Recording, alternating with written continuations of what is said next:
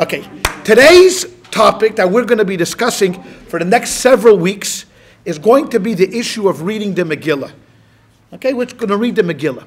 We have a story called Megillah Esther. Megillah Esther is the story of Purim, as we all know, which we'll gather together next Monday night, not this Monday night, but the following Monday night, and we'll read the entire story.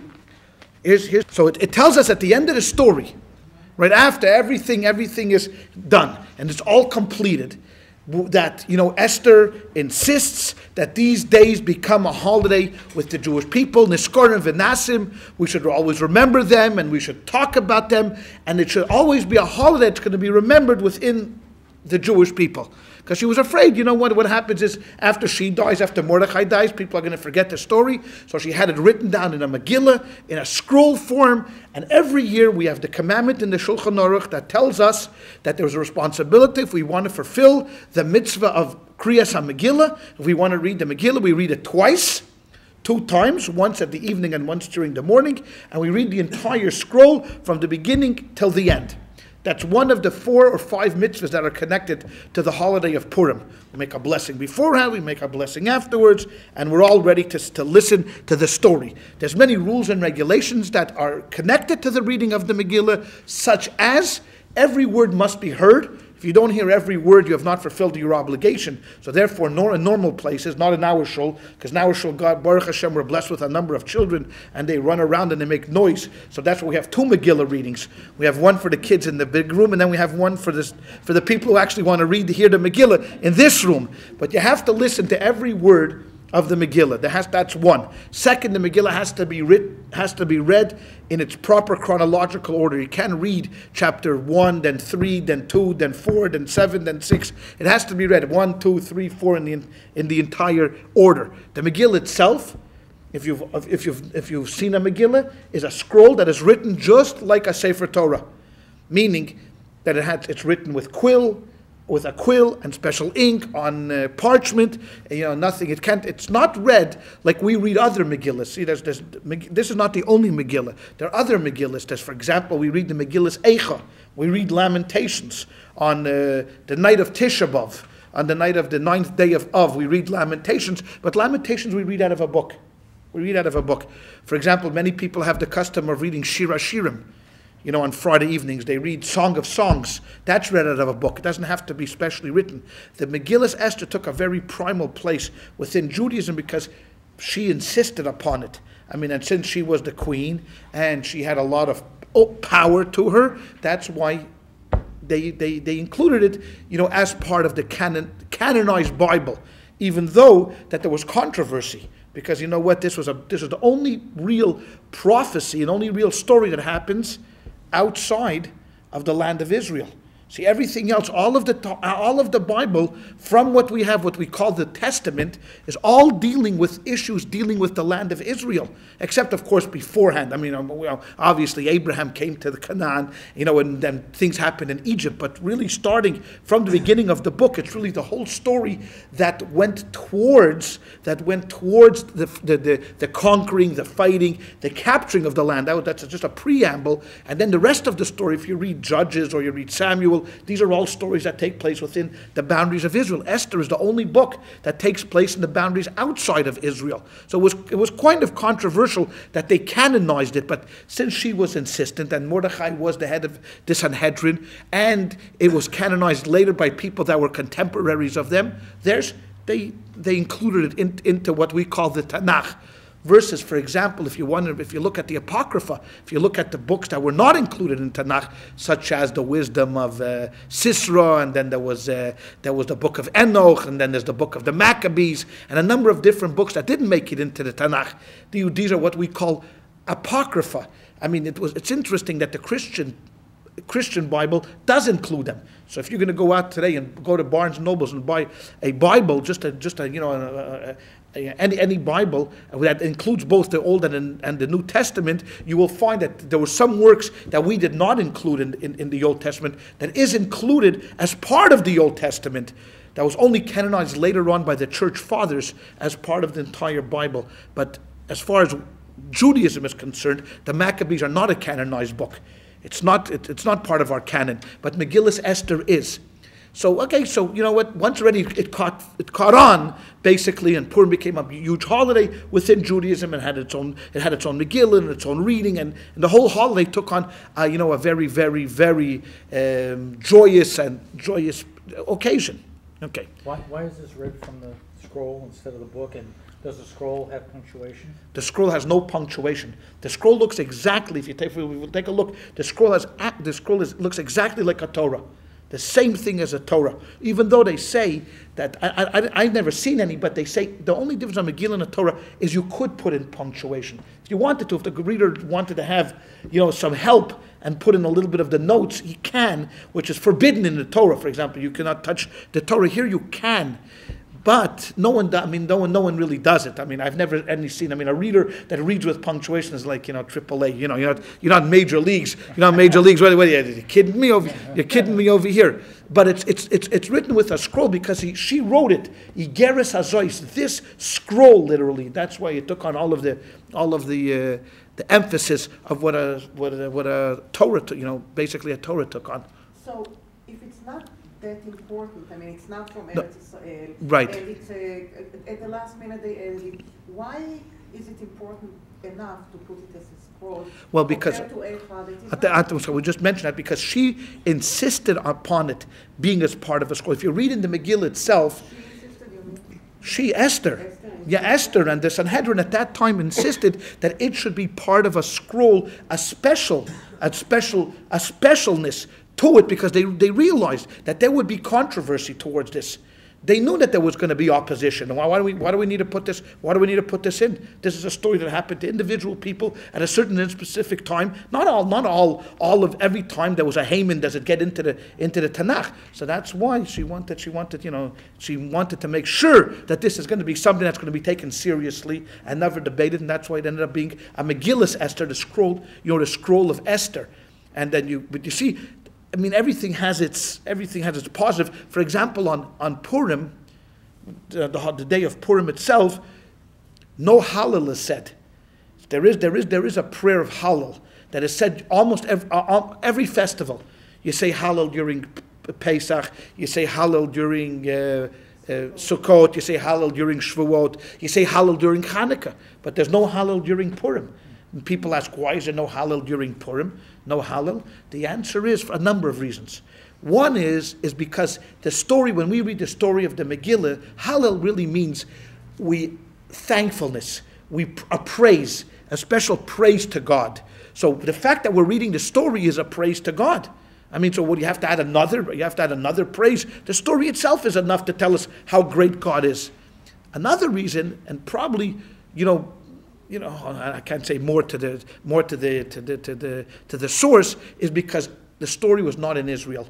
We only say Hallel with things that are connected either to the Jews leaving Egypt, going to Israel, or actually celebrations taking part in Israel, or even the Maccabees, which we know about the Maccabees. When we talked about the holiday of Hanukkah, and we were studying. I think even at that time we were studying a piece of the tractate, which they didn't even include at all in the Talmud. They gave it 5 lines, in the Talmud. Purim, because it did not happen in the land of Israel, they excluded the saying of Hallel on Purim, and that's how basically it developed into this huge holiday. And then, of course, presents were instituted, and gifts towards the poor people were instituted, and many things were started to develop around the holiday of Purim. Now, in the Mishnah, we're going to learn that there's 2 Purims. There's the regular Purim, and then there's what's called Shushan Purim. Shushan Purim is a day late. It's celebrated a day later. What happened, if you read in the Megillah, in the story, which is also very interesting. There's a lot of tidbits. We could go into a lot of talk, but I gave this, on Tuesday night we had this class on the Megillah. But if you notice about the Megillah, one thing sticks out that is different than any other book in the entire Bible, and that's God's name is not mentioned at all. There's not one time that in 10 chapters that his name is not even mentioned. The reason commentators say, why was it not mentioned? So the answer is kind of where there are 2 different types of miracles, really. One, the miracles are revealed miracle. What's a revealed miracle? Like you're standing at the Red Sea and Moses says, I'm going to split the Red Sea. And you say, no, there's no way you're going to split the Red Sea. It just doesn't happen. And he hits the water and bingo, guess what? The water is there. Okay, that's kind of freaky. You see that, it kind of freaks you out. You're going to have to think twice about this, right? On Hanukkah, they found this little cruse of oil, right? That's supposed to last, what? 1 day. Okay, they asked, and what does it last? 8 days. So, you're watching it and the 4th day comes by and the 5th day comes by and it's still burning and you're thinking to yourself, no, this is not possible. This is really freaky. Okay, so those are what we call revealed miracles, where God, somehow intervened in nature. He came into nature and he just basically changed the way nature works. Whereas oil is supposed to burn a certain amount per hour, now it's burning a millimeter per hour. I mean, it's a milliliter per hour. So it's very, very strange. Then there are miracles that are not revealed miracles. These are miracles that somehow God did not really intervene in nature in an open way, but his hand was behind it, such as like the puppeteer. Now, we all know, you go to a puppet show, unless you're 5 years old, where you think, man, look at those puppets are really moving.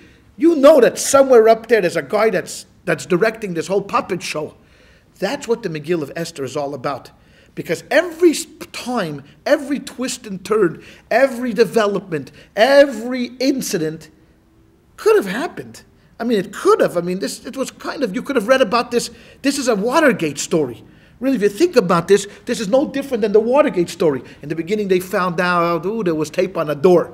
Then the next thing, they find out that there were people inside the Democratic headquarters. Then they find out that not only were they in there, they were kind of snooping around. And then more and more you revealed, more and more. Then you find out, it's not only these guys, but that led up to the entire Nixon campaign re-election.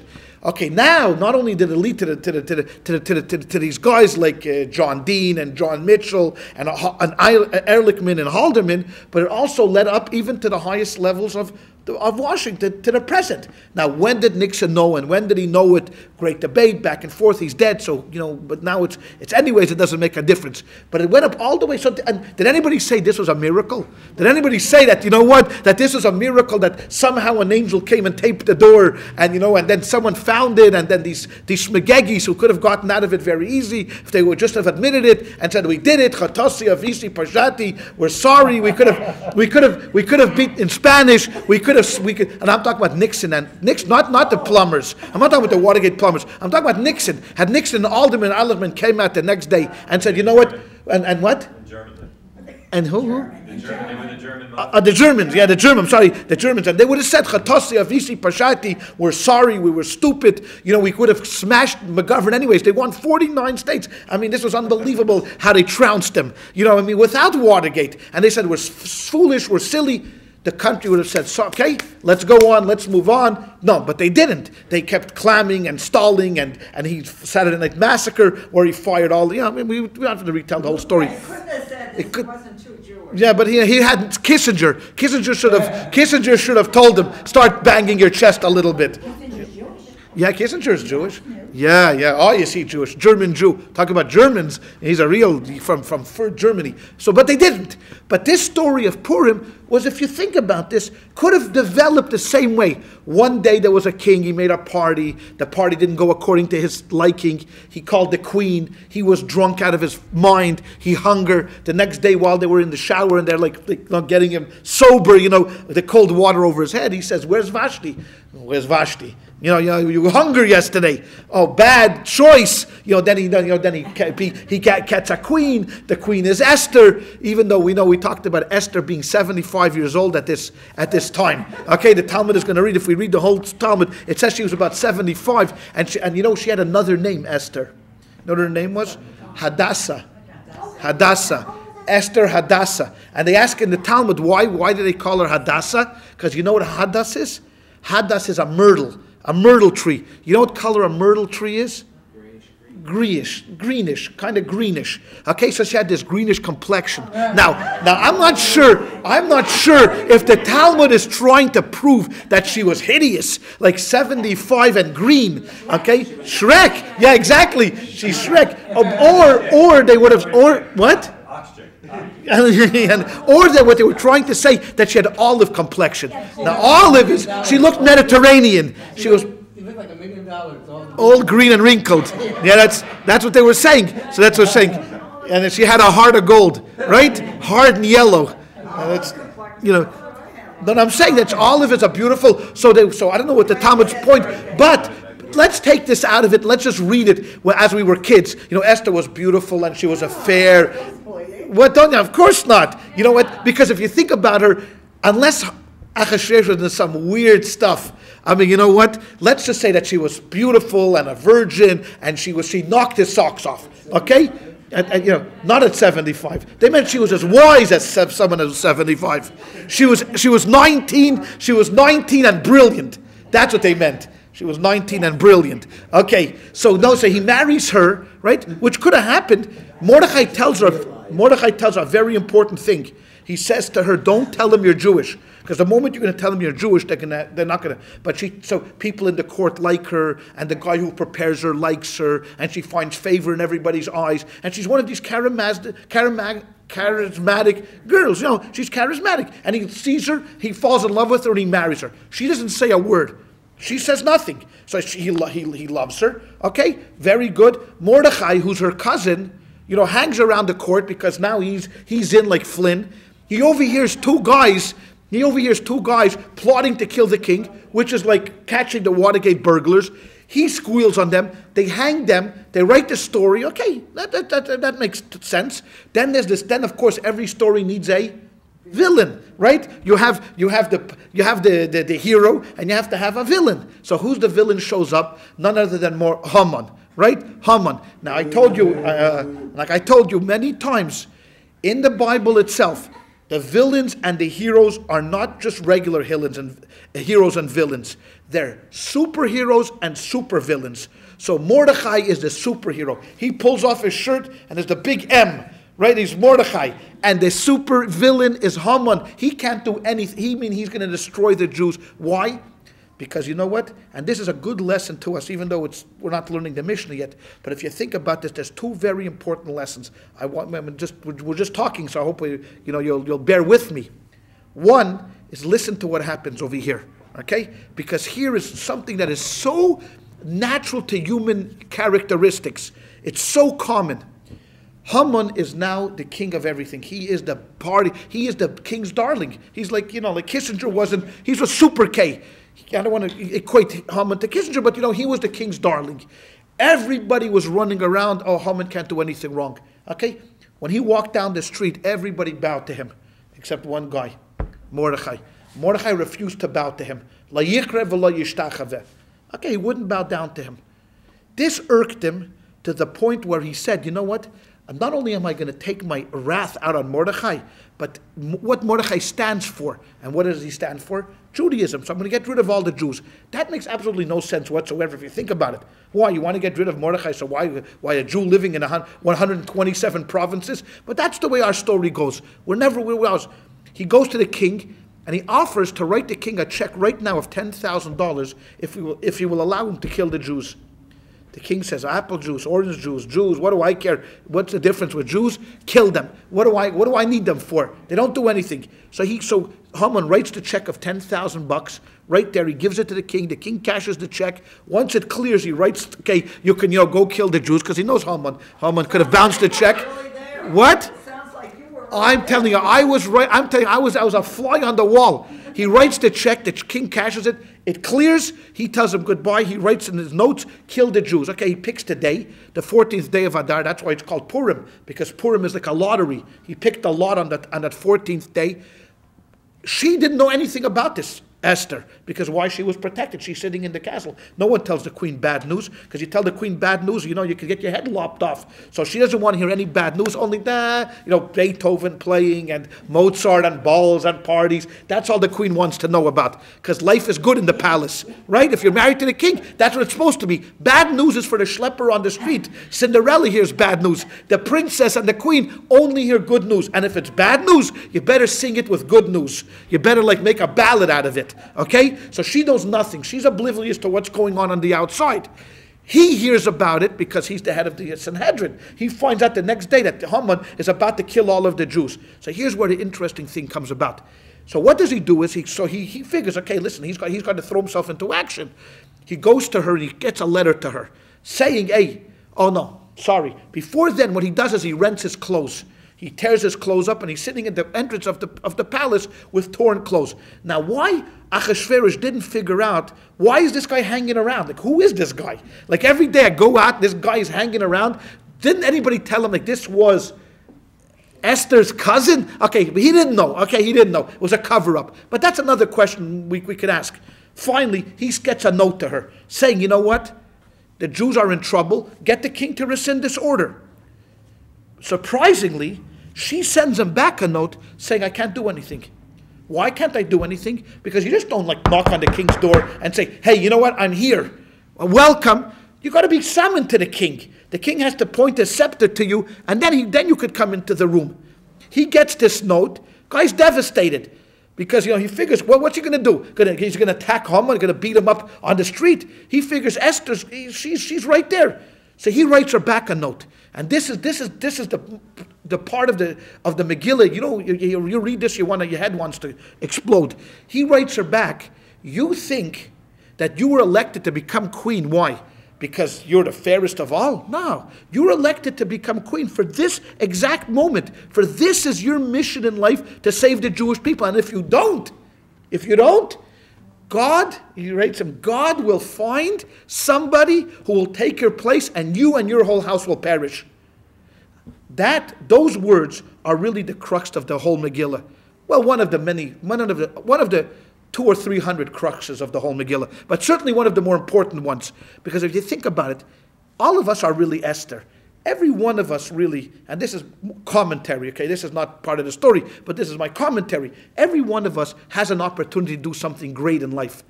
Whatever it is, it doesn't have to be global, it doesn't have to be monumental, but it's something important to us. Whatever it is. And what do? We either say to ourselves, we can't, we shouldn't, we couldn't. We build up all of these roadblocks even before we start on our journey. Even before we start to accomplish it, we're already in our minds defeated.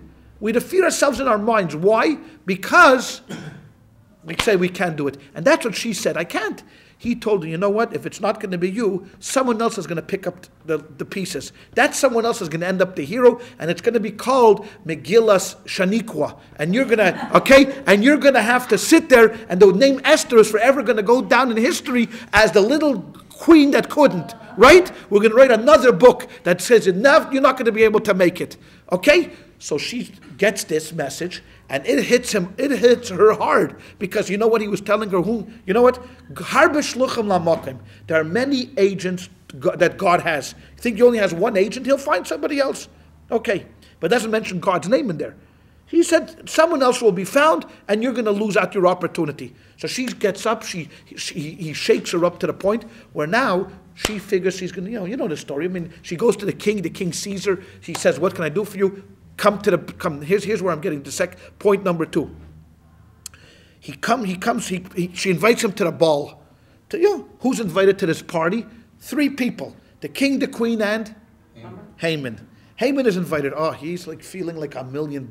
Come on, wouldn't you? I mean, you're the only one that's invited to the entire party. 3 people, you and the king and the queen. He's like in 10th heaven. He can't. So the first night, they sit there and they're eating the party, and he's just having the time of his life. Oh, boy. Next thing, he turns to her and he says to her, "What can I do for you, Esther? You're my most beloved. I give you half the kingdom." She says, "I want to ask, do me another favor. Come back tomorrow night." Party time. So he tells Haman, 7 o'clock, be here tomorrow night. We're partying again. He leaves the palace. Okay? He is in 10th heaven. Who does he run into? Mordechai. Okay? He runs into Mordechai. Now you think about this for a moment, the psychology of this guy. Because Haman, don't forget, is not only an individual human being. He represents to us a certain type of a characteristic. He sees Mordechai. He is on top of the world right now. He's going to get the Jews killed. Mordechai has a very little shelf life left to him. He was invited to the only guy in the entire party, partying with the king and the queen. He's the prime minister. He's got riches. He's got 10 sons. He has everything in the world. You know what? He sees Mordechai, and you know what? He throws up. He literally starts to throw up. Why? It bothers him so much. He goes home, and his wife Zeresh, Yamach Shema, because also she was a no good Nick, she says to him, what are you so upset about? He says, I tell you, I was partying tonight, then I walk out, V'chol zeh, these words, V'chol zeh einenu shoiva li. I'm at the top of my game, and it's not worth this. You know why? As long as that guy is still around, it means nothing. Think about this. The guy's a billionaire in today's day and age. He's got a beautiful mansion. Not only a mansion in downtown Shushan, but he's got one in the Arabian Peninsula. He can vacation in Gstaad. He can go to Cannes. He has a red carpet. He's everywhere, wherever he goes. This is Haman, the prime minister of one of the mightiest kingdoms in the entire world. He's on top of his game. He has 10 sons. I mean, he's got everything that you could imagine. No, he can't find happiness. Why? Because that Mordechai just sticks in his throat. It's kra in his throat. He can't get it out. And that's his downfall. If he would have just said to himself, you know what? Don't be an idiot. So he doesn't bow down to you. So what? He doesn't like you. Okay, you know what? There's a lot of people in the world that don't like us. But you know what? Think of all the positive things in life that I have. I got this, I got that, I got that. He couldn't. He couldn't. He couldn't take it. And that couldn't take it. That's a message for us. One message is Esther's reaction to Mordechai's note, and the second is Haman's. And what happens? And here's the third. This is a freebie. The first two I'm charging you for. The first two morals. The third one, I'm not charging you for. What happens is he made a major blunder. And this is where God really plays a joke on him. Why? The second night they come together, we all know what happens the second night, right? He says to her, why are you so upset? And she says, because you know what, there's a wicked guy that wants to kill me. He says, who is it? This is already after the day where he's schlepping Mordechai on the horse. She points to him and she says, him, Haman HaRasha, this wicked Haman. The king is so livid that he goes outside on the balcony to take a breather. Now this you may not know. See, the queen, here. Since I'll tell you it. I'll just tell you. The queen had a very the queen had a very special couch. And when you're the queen, you don't eat like a regular person. You eat like this. So she laid on the couch like this, and people would drop whatever. You've seen the Egyptian Cleopatra. So here's Esther laying. So this is a visual. So here's Esther laying like this, and people are dropping over here. Okay, now here comes Haman. Okay, Paul, can you follow this? Okay, here comes Haman. The king is outside over there, okay? The king is outside over there. Haman is like freaking out right now because his heart is beating very rapidly. Because the queen, laying on the couch, just accused him of what? Of trying to kill her, okay? Now that is not like stealing a bread, okay? Let's just put it that way. Haman, because he's so nivhal, he's so bewildered and he's like Shrek. He approaches the queen to plead for his life. Now remember, she's laying on the couch. Now here's where God plays a trick on him. He trips on his gown. And where does he fall? Right on her. Yes, right on the queen. Okay? So, okay, everybody's over 18 here, right? Are you telling the story in Hebrew school? Yes, I told this yesterday. I didn't say in the same way. I told it a little differently. Okay? So then at the same exact moment, who should walk in from the door? Achashverosh. Okay? Because now he's like, okay, Haman tried to kill my wife. Then he looks down and what does he see? Haman on his wife. Okay? Now that is something you should not do. Okay? If you're going to plead for your life with the queen, do not fall on the queen while the king is looking. Okay? This is a very, very important lesson. If you're going to fall away from the queen. Not on the queen is a bad thing. What? Oh, yeah. No, who needs Spielberg? I need Woody Allen. This is a much better Woody Allen story. Because he'd be kvetching, he's the guy. Oh, how could you say this? How could you do this? He'd be Mordechai the Kvetcher. Okay? Spielberg would turn it into that we're at fault. Okay, forget about it. Okay? Right? Yeah, he would have made us that we're, Mordechai, who would be a dark fellow and be thinking to himself, what did I do to this? No, leave it that to Spielberg. Now I need Woody Allen or Mel Brooks. Mel Brooks. Oh, so Mel Brooks would really do a job on this. Okay? So here's 3 lessons. One is you know what? If you have a job to do in life, don't think that you're going to get away. Don't be afraid. Go for it. Even if it's way up here. Lesson number 2 is be happy.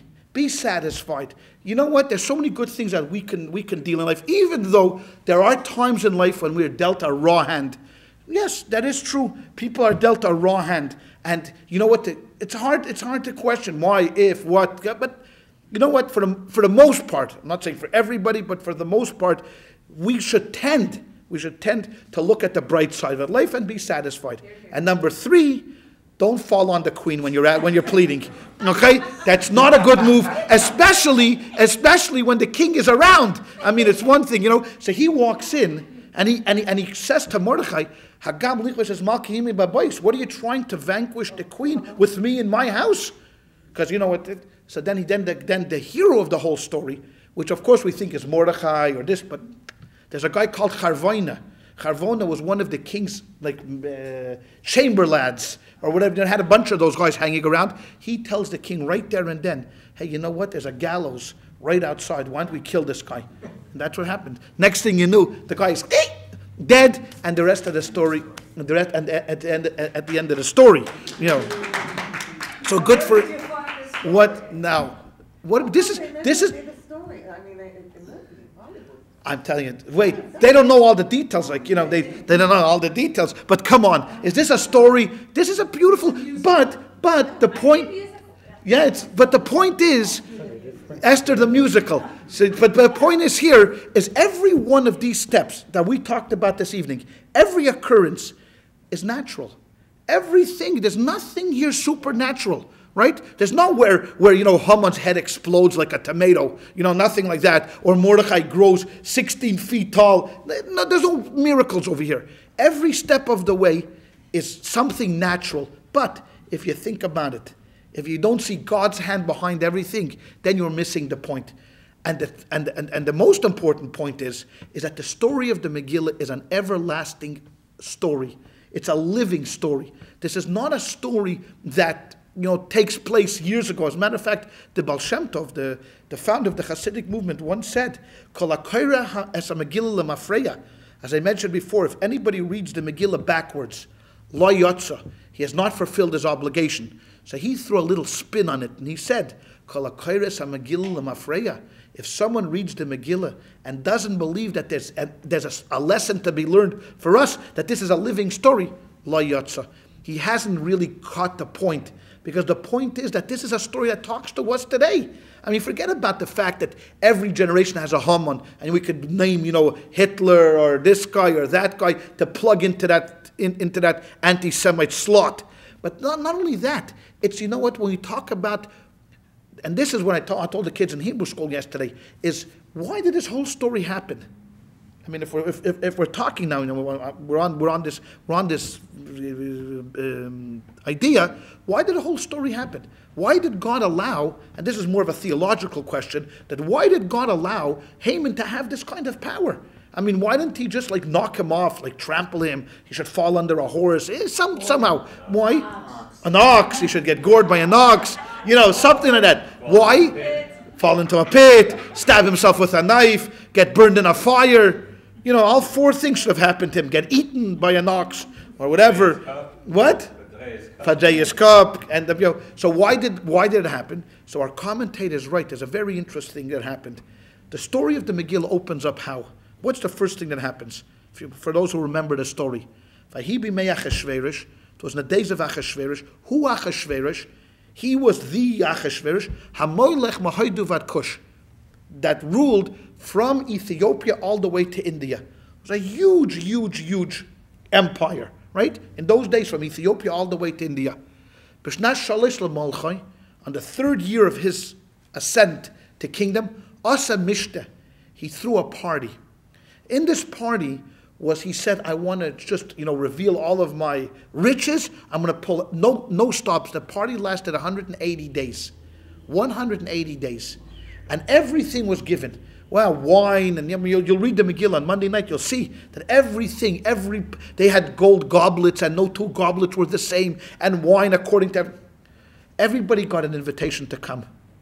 When the invitations came, Mordechai said to the Jews, don't go. We have to boycott. When he said, why do you have to boycott? He says, you know why he's doing this? Because he is going to reveal at the party the vessels of the Beis HaMikdash. See, 2 generations prior, Nebuchadnezzar, which was his grandfather-in-law, because Vashti was a granddaughter of Nebuchadnezzar, the great Babylonian king. When he destroyed Jerusalem, they grabbed all of the vessels of the Beis HaMikdash, everything that was in the temple, and they took it with them. And at that party, Achashverosh was going to show it. So Mordechai told the Jews, don't go. You know why? Because it's humiliation to us. He's going to humiliate us at the party. He's going to sit up there and he's going to show, look at this. Because where do we belong? We belong in Israel. This is our kingdom. Where is our kingdom today? Down. Who's ruling us? This guy. Okay? So what is it? This is a test of self-esteem? Pride? Yes. And Mordechai begged them, don't go. You think they listened to him? No. They got an invitation to come to Washington. They all ran. They ran. It didn't make a difference if you were humiliated. I don't care. Spit on me. At least it's on me. I don't care. It's that kind of an attitude. Yeah, as long as I'm invited, I want to be like everybody else. When Mordechai saw that they went to the party and they were sitting there and they were eating whatever it was, like the little kids in the Hebrew school, because they didn't eat kosher. They went to the party and they didn't eat kosher, they said. Okay, so they didn't eat kosher, whatever it was. But I think it was more than just not eating the kosher. It was the idea of willing to come there and be humiliated in front of everybody else. When God saw, you know what? Look at them. They've lost their Go'in Yankov. There's something about a Jew, that there's a strong pride, a backbone that Jews have always had. When the Jews lost that, Hashem says, you know what? I have to wake them up. And how did he wake them up? With Haman. Once Haman came around and he tries to destroy you, then all of a sudden, now we have to start rethinking our morals and our ethics and, our value system. We're not Persians. We're not governed by everybody else. And he says that in the Megillah. It's interesting that, who says that in the Megillah? Haman. Haman goes to Achashverosh. We'll get there soon to the Mishnah. Haman goes to Achashverosh and he says to him, there is one nation that is spread out over the whole 127 countries. And their laws are not like our laws. They don't dress like we dress. They're different than us. So who needs them? We need to integrate. We need to assimilate everybody. That's where you're going to keep your kingdom strong. But you have this little virus floating around. It's no good. And that's why he even admitted it that we're different. But the Jews didn't feel it that way. Just like here in America, I don't want to get into, if we're talking about the parallels. But if you think about the parallels, it's not that far off. Thank God there's no Haman over here. There's nothing of that. But Hitler came along. We saw what Hitler did. Hitler picked the people that were weak, that were different, had different customs. We were not the only ones that were not German. There was a lot of people that weren't German, but we were weak. We didn't have a country. We didn't have a protector. We were different than everybody else. They looked at us, We didn't have the world behind we didn't have, we didn't have even a quarter of the world behind us. We had nobody behind us. And he picked up, and this was exactly what Haman did. Haman picked a defenseless people that he was going to. Luckily, at that time, an Esther came in and saved, she saved the day. We didn't have an Esther from 1939 to 45. We didn't have that kind. We didn't have that. But you see, that's the whole story of the Megillah. The story of the Megillah is not that this was a great miracle that he saved us, but this was a test of who we really are. Who are we? Are we just people that ended up here in America and that were Americans? But you know what? Okay, we also happen to be, on a sidebar, Jewish. Or are we Jews living in America? See, to many people, this is an important question. What am I? Am I an American Jew or a Jewish American? Now the people say to you, what's the difference? What's the difference if you're a Jewish American or American Jew? It's a huge difference. Because an American Jew says to me, what am I? I'm a Jew. I just happen to be an American.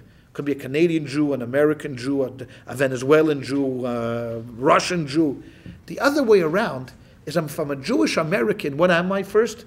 I'm an American. Just happens to be that I happen to be Jewish. No. First we're Jewish. We've learned this through the hard way. That first we're Jewish, first and foremost. And that's really the story of the Megillah. But, okay?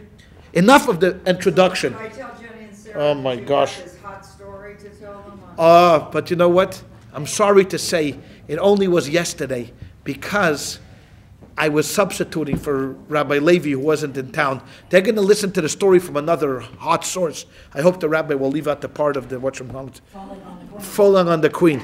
You know, but I'll tell you, in the fourth and fifth graders, I didn't mention it. But then the seventh graders, I wanted to see what their reaction was. They told me. You know what? You know, because seventh graders are so more advanced today. Like my teachers used to say, when I was in like 8th grade, 9th grade, I'll never forget. Our teacher told us, you know what a 5-year-old kid in America knows, a groom in Poland didn't know. A groom they had to tell. No. Oh, thank you so much. Okay, so let's get down to business. Okay, so now for the mission itself. There are 2 Purims. I started out by saying. You're as good a story as you just told. What do you mean? In the Mishnah? Yeah. Now, you want to continue with the story? There's much more. I mean, we got to learn some. We got to learn some Talmud. Otherwise, I could get sued. Who knows? I get paid for the Talmud class. So in the Mishnah itself, there's 2 Mishnahs, 2 Purims. One is the regular Purim, and one is called Shushan Purim. Shushan is the town of where Mordechai and Esther and Achashverosh and Haman lived. It was the capital city of that kingdom. Okay? Where was that? That was now it's modern day Iran. It's in Iran. They were Persians. Okay, it's modern day Iran. So, what? I just remembered that. Yes, see, they were Persian. They were Persians. They were Persians. Now, what is the difference between a regular Purim and a Shushan Purim? It says in the Megillah, the war that the Jews fought against to save themselves was fought on the 14th. That's the regular. But then Achashverosh gave them 1 extra day to fight in Shushan itself, and they were victorious in Shushan. So that became known on the 15th day of the month, became known as Shushan Purim. So we, in the diaspora, celebrate Purim when? The 14th of Adar. In Shushan, if this town still exists, when do they celebrate it on? The 15th. Because that's when they had their war and they were victorious. Now it's going to come into play in the Mishnah. But let's get to the Mishnah itself. Okay? I hope the ruler in Iran knows about this. I sure hope he doesn't, because maybe this Purim will have the same end as Haman. Could that be maybe why they described her as having an off color of skin because she wasn't a purebred? Maybe it's possible. It's very possible. We'll have to get through the tractate. Oh, look at someone. One of my kids must have gotten to this tractate, made notes. Yeah, okay. Yeah. Megillah Nikras. Who did that? I'm going to take that. I'm going to see that. What's this? Megillah Nikras. The Megillah is read B'Yud Aleph, B'Yud Beis, B'Yud Gimel, B'Yud Daled, B'Tesvav. It's read on the 11th, 12th, 13th, 14th, and 15th of the month. Yeah. All right. You can't take nothing. This is only a half sentence. Loipachos v'lo yoser. Not before and not after. So the Megillah could be read on the 11th, 12th, 13th, 14th, or 15th of the month. But you only have to read it twice. You only have to hear it twice. You only have to hear it twice. But we're only going to talk about once. The day. Don't think about twice. Just think about hearing it once, because the twice is going to get us confused. Okay? What does he say? So he says like this: Krachin, cities, villages, right? Hamukofin, cities that were surrounded by a wall. Hamukofin Chayma, that are surrounded by a wall. Miyamais Yeshua bin Nun, from the days of Joshua, that was his name, Yeshua bin Nun, the son of Nun. Koirin b'Tesvav, they read it on the 15th. Now, what does this have to do with it? Why is the cities walled cities from Yeshua bin Nun? The fact is that Shushan itself, Shushan Habira, was a walled city. Okay? That city that Mordechai and Esther lived in had a wall that surrounded it. And then it took on specific characteristics. So the rabbis extrapolated from that every city that has a wall from Joshua's days reads it on the 15th. Now, there's not that many cities that have a wall from Joshua's days. You know which city has a wall from Joshua's days? Yes, sir. Jerusalem. They celebrate on the 15th. Yerushalayim reads the Megillah not on the 14th, but on the 15th of the month, because they celebrate Shushan Purim. Shushan Purim. Okay? So Israel celebrates Purim the day 14th. after us? Only Yerushalayim. Only, see, look what it says here. Krachin, cities, Hamukofin. Does Tel Aviv have a wall surrounding it? No. No, but Does, are they really keeping it? oh yeah, Yerushalayim keeps it, sure. They read on the 15th. They read on the 15th. And the next day. Yerushalayim has Purim on the next day. So you have Tel Aviv, Haifa, Eilat. All of these cities celebrate when? Like we do, on the 14th. Walled cities like Yerushalayim celebrate on the 15th. Now, if we build a wall today around Long Beach, when are we going to celebrate? On the 14th or the 15th? 14th. Of course, because it has to be a wall that was there from the times of Joshua. You can't just build a wall and say we're a walled city. It has to be there. Okay, we're going to, once we get into the Talmud, we're going to discuss why this is so. But that is how the rabbis extrapolated Shushan Purim to include everything. They only celebrate on the Yes, 15th. only. Even though it says you can read it on the 11th. Yes, or 12th. yes, correct. Celebrate Purim means the reading of the Megillah. Reading of the Megillah, giving of the Shalach Monis, giving Matanis Lavyonim. Right. Yerushalayim, the children of Yerushalayim. That's Even right. though on TV it says in Israel, now it's That's right. They say In Yerushalayim, it's tomorrow. That's right. That's right. That's exactly right. Even today. I'm going to call and ask. Okay. You call and ask. Okay? Then he says like this. Kfarim, big cities, villages, that means small villages, Vayares Gedolos, and big cities, Kairin B'Yudalit, read it on the 14th day of the month. Okay? So everybody, we're included because we're a big city. Long Beach, we read the Megillah on the 14th of the month.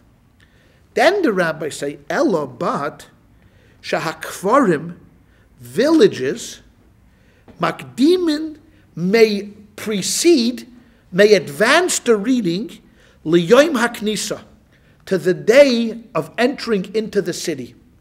Or as he calls it over here, the court day.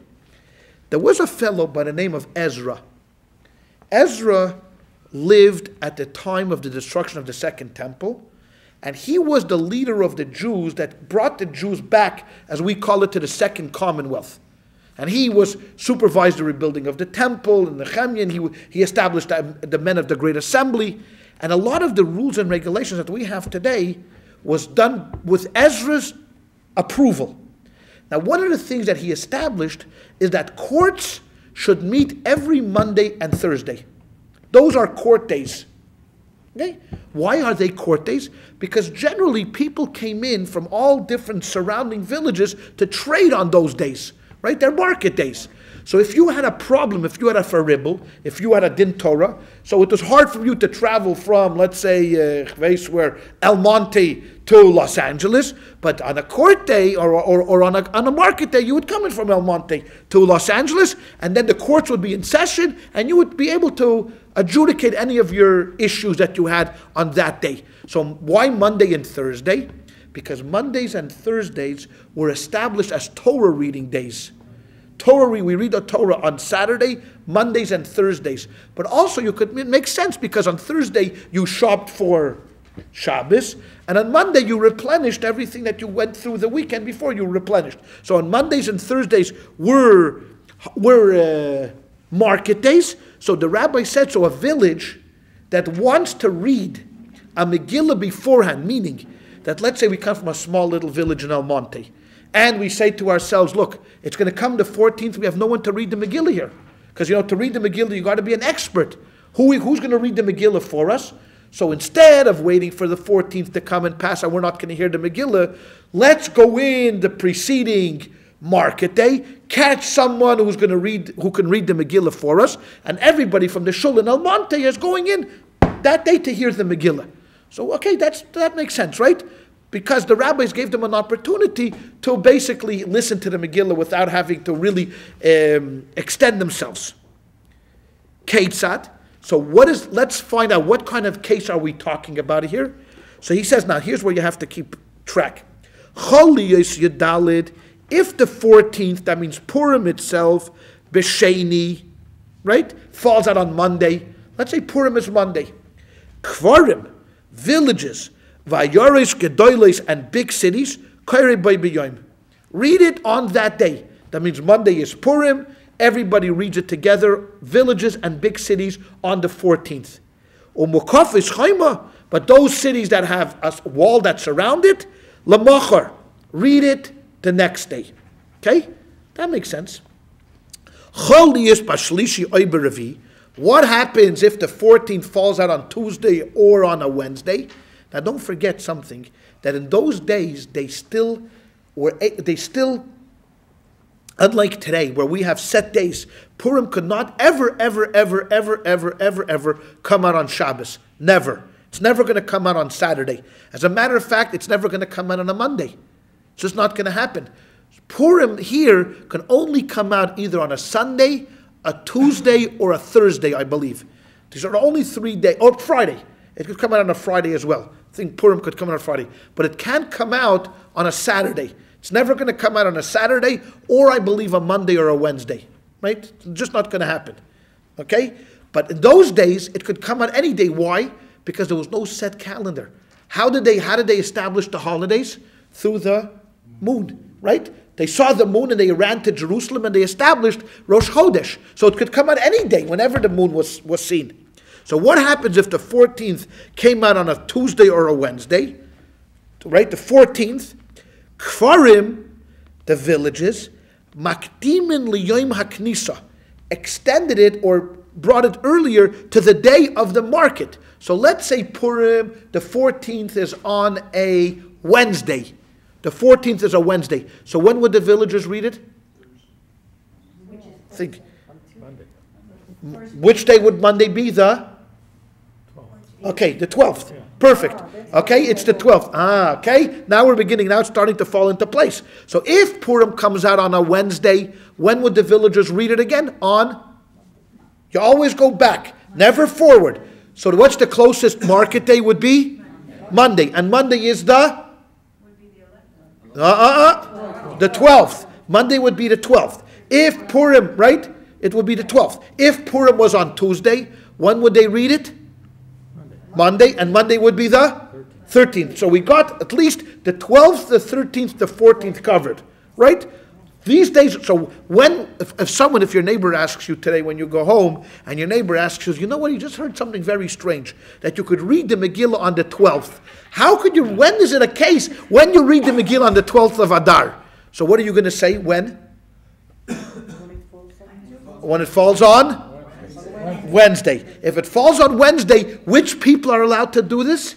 Only people from small villages. If you live in a big city of Los Angeles, there's no excuse. You're listening to it on the 14th, no matter which day it is. But because small villages had a tough time finding a Megillah or a Megillah reader, the rabbis will let them read it on the preceding market day. Okay? So we have now the 12th, the 13th, the 14th, and the 15th covered, right? Who reads it on the 15th? Walled cities. Oh, I love when a plan falls into place. Okay? So Kfarim, Makdimin Liyoim HaKnisa, the small villages bring it back to the day of to the marketplace. Vayaris Gedailis Kairim Bay B'Yoim, and the big cities read it on that day, whether it's Tuesday or Wednesday, we don't care. Mokafis Chaima, and the cities that are surrounded with a wall, Lamachar, read it from Joshua's days, read it tomorrow. Okay? Now, what happens? Choliyos Bechamishi, if it falls out on Thursday, what happens? So that's a simple. If it falls out on Thursday, when do we read it? Thursday. Perfect. Kfarim, both the villages, Vayoris Gedoyles, and the big cities, Kairin Boy Beyoim, read it on that day. Umukafis Chaima, those cities that are surrounded with a wall, Lamacha, read it on the next day, which is Friday. Okay, so read it on Friday. Now let's go and see like this. Choliyos Erev Shabbos. What happens if Purim falls out on Friday? Kvarim Makdimin Liyoim Maknisa. The villages bring it back to when? Thursday. Oh, Thursday, because Thursday, the backwards. We're always going backwards. So if it's Friday, they're going to jump back one day, right? So they read it on Thursday. Okay, so let me ask you, if Purim comes out on Friday, when do the villagers read it? Okay, and well again, if Purim comes out on Friday, when do the villagers read it? Thursday. Correct. When do the big city people read it? Friday. Okay. All right. I'm not. This is no way. You're not going to lose your licenses if you get this wrong. Don't trust me. You're not bad people. Remember, if it comes out on Friday, when do the villagers read it? Thursday. And when do the big city folks? Good. Okay. The villages preceded back one day. And the big cities and the walled cities they read it on that day. So when Purim comes out on Friday, they read it on that day. The walled cities, because they bring it back one day. Okay? Because why? Because what would be the next day is Shabbos, and you don't read the Megillah on Shabbos. Okay, we're going to find out why soon. Well, I know why, because it's that hot story you told. You don't read Charlotte is going to go home and tell Ed, oh, did I hear a story tonight? Let me show you. Okay. That's, I'm telling you, Ed's in for an evening tonight. Okay, Charlotte. Okay, boy begun. Now, Chol Liyos b'Shabbos. What happens if Purim falls on Saturday itself? Now here's interesting. Kvorim va'ayoros gedolos, the villages and the big cities. Okay? Makdimin precede v'koirin liyom haknisa. And they go back to when? Thursday. So if it falls out on Shabbos, when do the villagers read it? Thursday. Which would be, which day? The 12th. When do the big city people read it? Judge? On Thursday. That's the time when if we proceed it back, everybody goes back to Yom HaKnisa. Everybody goes back to Thursday. Except. Umokafas Chayma. But those that are surrounded the villages, Lamachar, read it tomorrow. On Sunday. They read it on Sunday. Okay? Because why? That's the 15th. Because that's their day to read it. So we in the diaspora would read it on Thursday, and the people in Yerushalayim would read it on Sunday. There'll be a 3-day difference between what we would do and what they do. Okay? Now we're going to find out something else. Okay, so we have now the 12th, the 13th, the 14th, and the 15th covered. The only day we're still missing is the 11th. And here's where we have the 11th. Choli is Achad b'Shabbos. If Purim falls out on Sunday, okay, Sunday, Kforim, the villages, Makdimin l'Yom HaKnisa. Bring it back to the last day of the market. Which is the last day? Thursday, which would, if Sunday is the 14th, Saturday is the 13th, Friday is the 12th, Thursday is the? There you go. So the only time when you would ever be able to read the Megillah on the 11th is when? When Purim falls out on Sunday, and who reads it on the 11th? The villagers. The villagers. But people living, Vayoris Gedolis, but big cities, Kairin Boy B'Yom, read it on that day, and the people that read it with the walled cities read it the next day. Read it the next day. Okay? Now you see, you thought you're getting away from the tooth and the horn and the fire. Here, okay. So let's recap. Okay? Because I want everybody to go to sleep tonight and to be thinking about this. Okay? The Megillah can be read on the 11th, 12th, 13th, 14th, and 15th. Normally, villages and city people read it on the 14th. That's Purim for everybody. The walled city people read it on the 15th. That's normal. Okay? So if Purim now falls out on Monday, when do the villagers read it? Okay, perfect. Okay. If Purim falls out on Tuesday, when do the villagers read it? When do the big city folks read it? And when do the walled city people read it? Perfect. If it comes out on Wednesday, when do the villagers read it? Monday. When do the big city people read it? When do the walled city people? Thursday. Oh, it's beautiful. Okay, it comes out now on Thursday.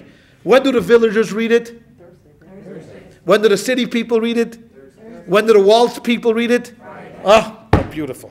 Now it comes out on Friday. Okay? When do the villagers read it? Thursday. When do the big city people read it? Friday. Right? If it's Friday, the big city people read it on Friday. City dwellers. When do the walled people read it? The walled people read it on? If it's Friday, they read it on? They can't read it Saturday, so they read it on Friday. Friday. Okay? So the one day when the city people and the walled people read it together is when? If Purim falls out on? Friday. On Friday. Friday. If Purim falls out on Friday, the walled city and the city people all party together. Okay? Now, if it falls out on Shabbos, what if Purim falls out on Shabbos? So when do the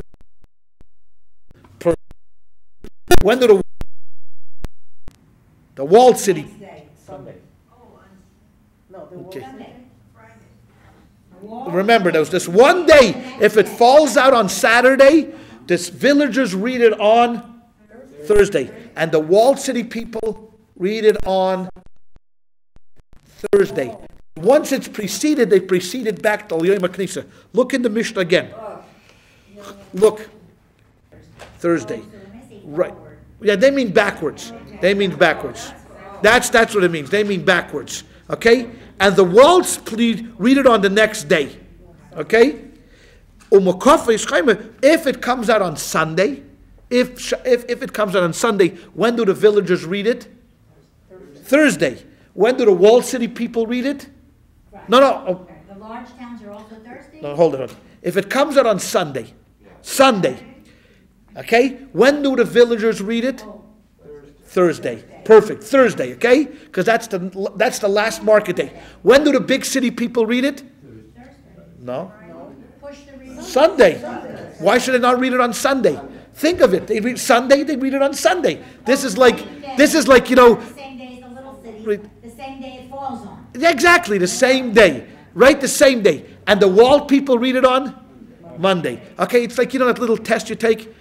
What is blue, and then they ask you, when do you go on, what color do you go, and you're supposed to say blue. No, you go on your red or green, right, or something like that. Like something. This is also tricking you. On Sunday, let's go back. Sunday, when do the villagers read it? Thursday. When do the big city people read it? Sunday. When do the walled city people read it? Monday. What about Friday? Let's go back to Friday. Okay, just think about it. It's very logical. Friday, when do the villagers read it? Thursday. Beautiful. When do the big city people read it? Friday. If it's Friday, on Friday. When do the walled city people read it? Very good. Friday. Should I tell you this story or the other story? I think you should tell him the other story. The other story. This will confuse him. Okay? If it falls out on Saturday, because the ones that are most confusing are Friday, Saturday, and Sunday. If it falls out on Saturday, when do the village people read it? Thursday. When do the big city people read it? Also Thursday. Right? Because they go back to the Yom HaKnisa. Okay? It's the marketplace. The only time that they jump back 2 days. When do the walled city people read it? No, Sunday. Sunday, because Sunday is the regular day. Okay, are we confused enough already for one day? We're fine? Okay. Nowadays, This doesn't apply.